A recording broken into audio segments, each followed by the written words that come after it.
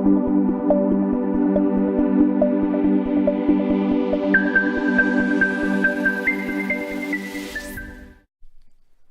everyone, my name is Katherine Garbera and I am the author of One Night Gamble. Today I'm going to share my 2-minute tip on what to do when you are creating a series. I start out with a table, and I'm pretty old school. I do it in Word and it's pretty simple. I'm going to show you, it's not very pretty. And I just put down the characters' names, I put their age, I put their status because sometimes someone is dead. You know how it is.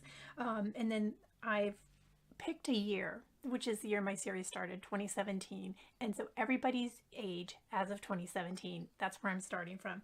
And then I write down what their occupation is. So it's pretty simple. And I start out with the characters in the book that I'm writing. Usually my series start out as some kind of trilogy, and then because in my head everybody knows each other, they're in my fictional world, why wouldn't they? The series grow, and so I might end up with 2 or 3 trilogies, or I have this one series that's set in Coles Hill, Texas, which is a completely fictional town. I created it for my Space Cowboys series because I needed a fictional place near Houston for them to do training for a mission to Mars. And then it spun into other books that I set in the city near there. So I print this out when I sit down and write, and I go ahead and jot down any new additions. So if I'm starting, like right now I'm writing a continuation of the series that has a new family, I'm exploring a new family, the Velasquez brothers. So I added them on here.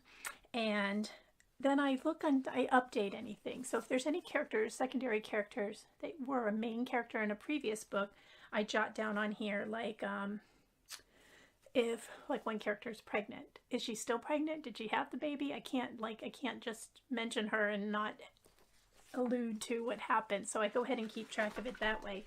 Also, sometimes I have characters that travel different places, and I like to notate that, like she's in Coles Hill for like 3 months, but the rest of the year she's gone.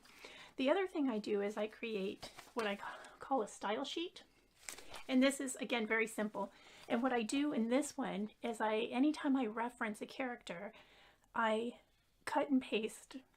This is like maybe too much work for some people, but I cut and paste those references. I write down the book that I mentioned them in, the page number, and if it's something specific, I go ahead and pop it in here. And these are things that have to do with the town or have to do with other characters, so I can keep track of every time I've mentioned them, so that there's none of these things like where, like I said, Bianca's pregnant and we never hear about it again, even though she's the sister of these new heroes. And we're like, oh, well, what happened to that baby? Well,